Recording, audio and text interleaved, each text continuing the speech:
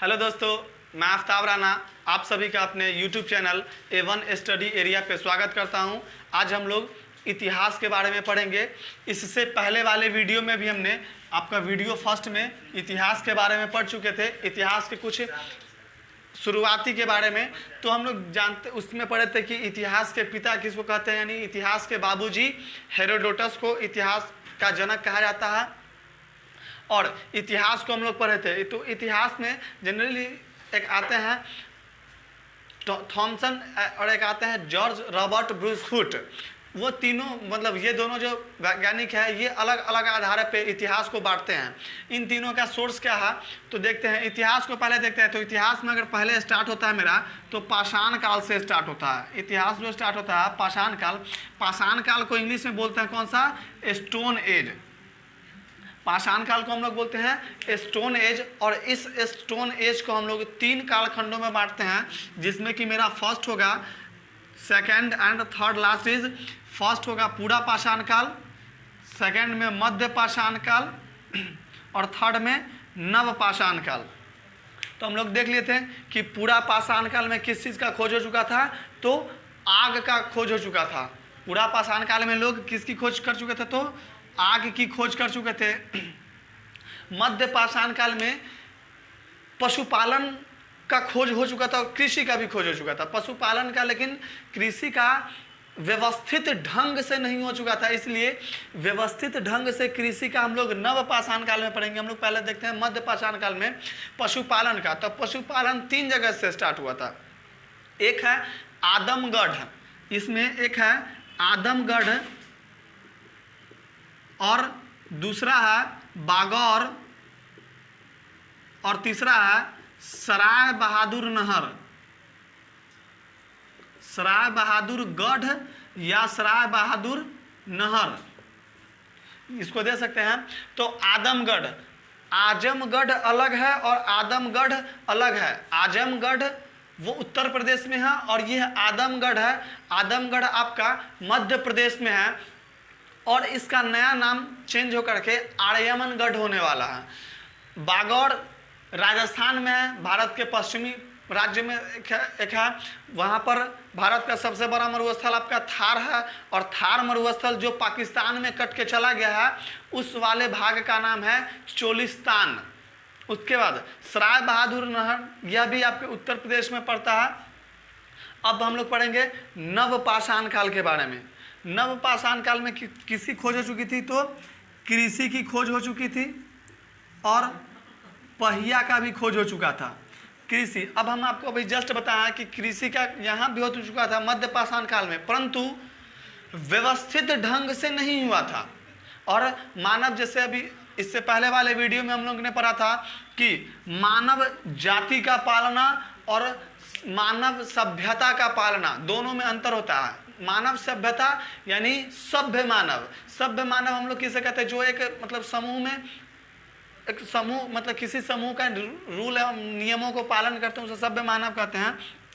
तो मानव जाति का पालना अफ्रीका को कहा जाता था, यानी इसको इंग्लिश में बोलते हैं हम लोग cradle of Mankind. Cradle of Mankind हम लोग अफ्रीका को कहते थे, यानी मानव जाति का पालना। लेकिन सभ्य मानव का पालना जो था, यहाँ पर लिख देते हैं, सभ्य मानव का पालना जो है वह एशिया महाद्वीप में है, यानी एशिया कंटिनेंटल में है। तो एशिया कंटिनेंटल में है तो कहाँ है, अब इसके बारे में भी हम लोग देखेंगे। तो एशिया कंटिनेंटल में यानी देखेंगे कि एशिया महादेश में जो देश है पाकिस्तान, तो पाकिस्तान के जगह का नाम है मेहरगढ़। पाकिस्तान के जगह का नाम कौन सा है, मेहरगढ़। और मेहरगढ़ है जो यह दो पर्वतों की श्रृंखला के बीच है, एक सुलेमान और दूसरा है किरथर। सुलेमान और किरथर के बीच कौन सा है, मेहरगढ़। तो यहाँ पर सभ्य मानव आकर के बसे थे, प्लस में जहाँ लोग मानव आकर के बसेंगे कृषि वहीं से स्टार्ट होगी। तो यहाँ से कृषि स्टार्ट हुआ था। तो यहाँ से कृषि हम लोग देखेंगे तो एक में हुआ था कौन कौन सा, यहाँ गेहूं हुआ था और दूसरा कौन सा हुआ था, जौ। अब हम लोग देखेंगे कि गेहूं तो मुख्यतः अपने मतलब उसके पाकिस्तान से ही हुआ था, मेहरगढ़ से हुआ था, लेकिन अगर जौ की बात करें तो जौ जो हुआ था वह ईरान में हुआ था। अगर भारत का अगर नक्शा देखे होंगे तो भारत का यह जो ऊपरी जो स्टेट्स देखना राज्य, यानी यह जम्मू कश्मीर वाला रीजन है, तो जम्मू कश्मीर ये वाला पाक POK है, यानी पाक ऑक्यूपाइड कश्मीर 30%, ये वाला अक्साई चीन 10%। लेकिन ये वाला रीजन जो देखिएगा आप लोग क्षेत्र, ये वाला क्षेत्र पाकिस्तान है, और ये वाला क्षेत्र यहीं से एक मिलता है अफगानिस्तान, और इसके इस वाले प्रदेश में जो है वह ईरान है। इस वाले प्रदेश में कौन है? ईरान है। पाकिस्तान में 2 बंदरगाह हैं, एक है जैसे सपोज मान लेते हैं कि ये पाकिस्तान आपका हो गया सेकेंड नंबर वाला, ये पाकिस्तान, ये अफगानिस्तान और ये ईरान। तो पाकिस्तान में 2 बंदरगाह हैं आपके, एक कराची बंदरगाह और दूसरा है ग्वादर बंदरगाह। एक कराची बंदरगाह, दूसरा ग्वादर बंदरगाह। लेकिन भारत ईरान से एक बंदरगाह लिए हुआ है जिसका नाम है चाबहार बंदरगाह। तो हम लोग देखते हैं, और यहीं पर अपना पड़ता है गुजरात, भारत का पश्चिमी राज्य है गुजरात। तो गुजरात से यहाँ पर जाने में थोड़ा सा मतलब आसानी होती है। और वैसे भी परिवहन में देखते हैं कि सबसे सस्ता परिवहन जो होता है वह जल परिवहन का होता है।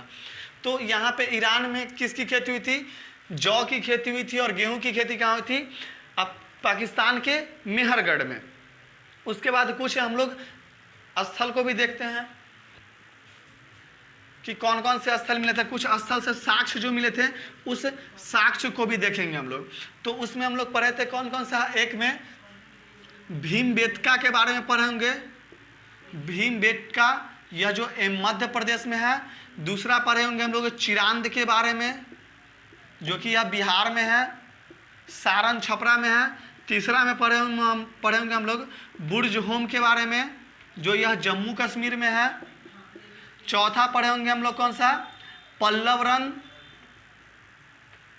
रन के बारे में, जो कि यह मद्रास, वर्तमान में चेन्नई, इसको मतलब मद्रास यहाँ पे लिख देते हैं, यहाँ पे मद्रास में है। उसके बाद ये है गया आपका, ये सब मुख्य पैलेस है, मतलब भीमबेटका, चिरांद। उसके बाद एक और है आपका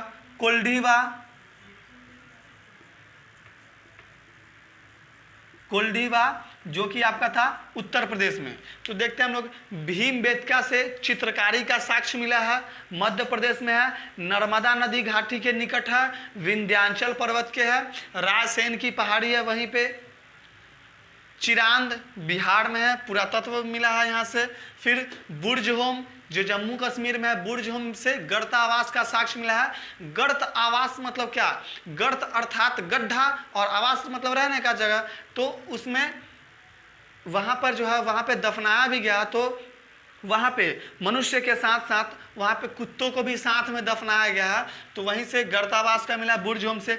पल्लव रन मानव कंकाल का साक्ष्य पल्लव रन मद्रास से मिला है। कोल्डीवा आपका चावल के लिए मिला है उत्तर प्रदेश में। अब हम देखेंगे इसमें कि नवीनतम खोज के अनुसार प्राचीनतम साक्ष्य कृषि का जो है प्राचीनतम साक्ष्य अगर पूछे देखेंगे तो अभी विगत कुछ वर्ष पहले एग्जाम हुआ था PCS का पेपर, उसमें पूछा हुआ था कि नवीनतम साक्ष्य नवीनतम खोज के अनुसार प्राचीनतम कृषि का साक्ष्य कहाँ से मिला है। तो वो जगह का नाम है लोहुरा देव। और लोहुरा देव यह जो है वह यूपी में ही है, आपका कोल्डीवा के निकट है लोहुरा देव। तो हम लोग इनके बारे में पढ़ लिए। अब हम लोग इसके से कुछ आगे पढ़ेंगे इसी में, लेकिन आगे पढ़ेंगे हम लोग थोड़ा सा जस्ट इसके बाद। अभी हम लोग पढ़े थे इतिहास के बारे में। तो इतिहास में देखे थे क्या बांट दिए थे, एक रॉबर्ट ब्रूस फुट आकर के किस बांट दिए, किस वो कौन कौन में, पूरा पाषाण काल, मध्य पाषाण काल और नव पाषाण काल। उसके बाद एक सर जॉन थॉमसन आए थे, और जॉन थॉमसन ने मिले वहाँ पर औजारों के आधार पे, यानी मिले धातुओं के आधार पे उन्होंने 3 मतलब कालखंडों में बांटा। उस 3 कालखंड का नाम जो था आपका, फर्स्ट वाले का नाम जो है, गोलू बाबू रोक दीजिए, ध्यान से उतर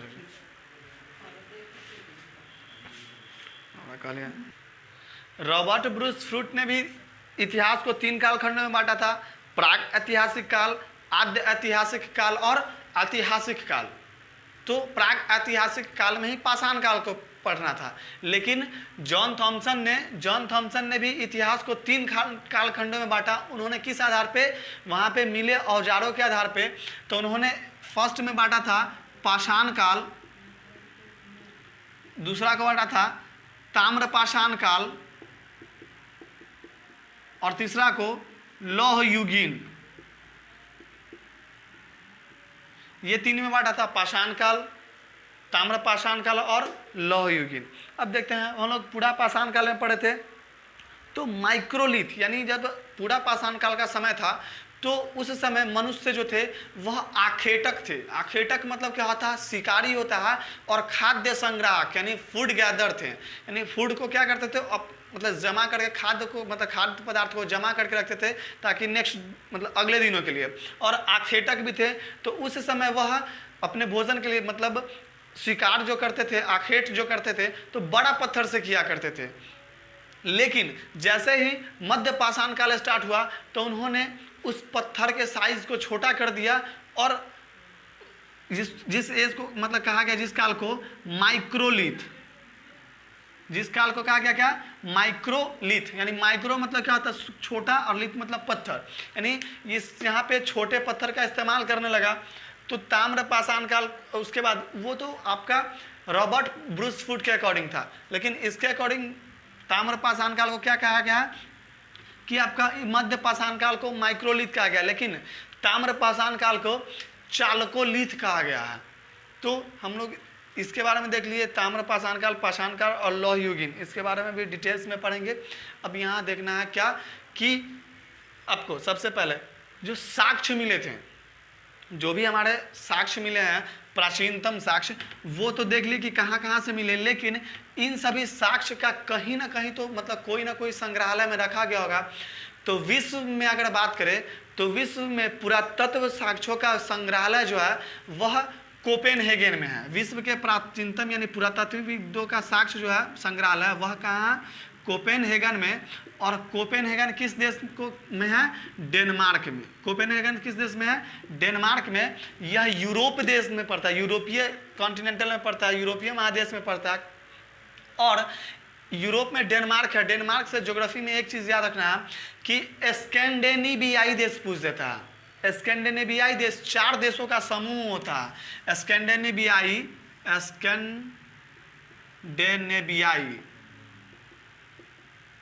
स्कैंडिनेवियाई पर्वत के आधार पे यहाँ पे मतलब 4 देश को स्कैंडिनेवियाई देश कहा जाता है, जिसमें कौन कौन सा देश है? तो डेनमार्क आ जाता है, नॉर्वे, उसके बाद कौन? स्वीडन, उसके बाद फिनलैंड। ये हो गया आपका डेनमार्क, नॉर्वे, स्वीडन और फिनलैंड। नॉर्वे में आपका शांति का नोबेल पुरस्कार दिया जाता है, नॉर्वे के ओस्लो से। स्वीडन के स्कॉटलैंड से बाकी नोबेल पुरस्कार दिया जाता है, जो 10 दिसंबर 1901 से स्टार्ट हुआ था। उसके बाद स्कैंडिनेवियाई पर्वत के आधार पर देशों का नाम हो गया। फिनलैंड को झीलों का देश कहा जाता है। और कभी कभी ये होता है ज्योग्राफी में मतलब क्वेश्चन पूछने के टर्म में कि स्कैंडिनेवियाई देश में से एक देश को हटा देता है, तो पूछ सकता है कि वह देश किस देश को हटा देता है। तो कभी कभी फिनलैंड को अपने साथ रखता है और कभी नहीं रखता है। और विश्व का सबसे बड़ा आप देखते होंगे द्वीप कौन सा? ग्रीनलैंड जो द्वीप है, विश्व का सबसे बड़ा द्वीप ग्रीनलैंड, उस पे जो अधिकार है वो किसका अधिकार है? डेनमार्क का। जबकि ग्रीनलैंड को अगर देखा जाए उसकी वास्तविक स्थिति जो होती है वह अमेरिका की है, उत्तरी अमेरिका की, लेकिन उस पे अधिकार आपका डेनमार्क का होता है। तो विश्व का संग्रहालय हम लोग देख लिए कि विश्व में पुरातत्वविदों का संग्रहालय जो है वह कोपेनहेगन है, और कोपेनहेगन आपका डेनमार्क में स्थित है। तो विश्व का देख लिए हम लोग, तो भारत में भी देखना जरूरी है। तो भारत में भी पुरातत्वविदों का संग्रहालय जो है वह भोपाल में है, और उसका नाम है इंदिरा गांधी मानव संग्रहालय। इंदिरा गांधी मानव संग्रहालय यह कहाँ पे है? भोपाल में है। यह स्थित हिल्सा द्वीप पर स्थित है। यह जो है हिल्सा द्वीप पर स्थित है। हिल्सा द्वीप नहीं, हिल्सा जगह पे है, हिल्सा पे स्थित है और यह 200 एकड़ में फैला हुआ है। इसका स्थापना मार्च 1977 में हुआ था। इसका स्थापना मार्च 1977 में हुआ था। अब देखते हैं कि यह जो भोपाल में है इंदिरा गांधी मानव संग्रहालय, हिल्सा मतलब ये जो भोपाल में है, इसका स्थापना मार्च 1977 में हो गया था। विश्व का देख लिए कोपेनहेगन, भारत का भोपाल में इंदिरा गांधी मानव संग्रहालय। अब यह पूछ सकता है कि इंदिरा गांधी मानव संग्रहालय जो है वह किस मंत्रालय के अंतर्गत आता है, तो यह जो है आपका संस्कृति मंत्रालय के अंतर्गत आता है। यह आपका संस्कृति मंत्रालय के अंतर्गत आता है। इस सबको आप लिखते चलिएगा। तो यह आपका संस्कृति मंत्रालय के अंतर्गत आता है। इसको मिटाते हैं। मार्च 1977 में इसका स्थापना हुआ था। भोपाल में इसका मुख्यालय है, 200 एकड़ में फैला हुआ है, संस्कृति मंत्रालय के अंदर आता है। अब ये सब देख लिए हम। तो ये रहा हमारा इतिहास के बारे में कुछ, जो भी हम अभी जो पढ़े हैं। ये मेरा इतिहास का दूसरा वीडियो होगा। फिर हम लोग नेक्स्ट वीडियो में पढ़ेंगे इससे इतिहास के आगे के बारे में, तीसरा वीडियो में पढ़ेंगे। तो अगर यह वीडियो अच्छा लगे तो हमारे चैनल पे बने रहिएगा और अच्छा लगे तो लाइक कीजिएगा, अदरवाइज़ कोई बात नहीं है। फिर हम लोग मिलते हैं नेक्स्ट क्लास में। Thank you.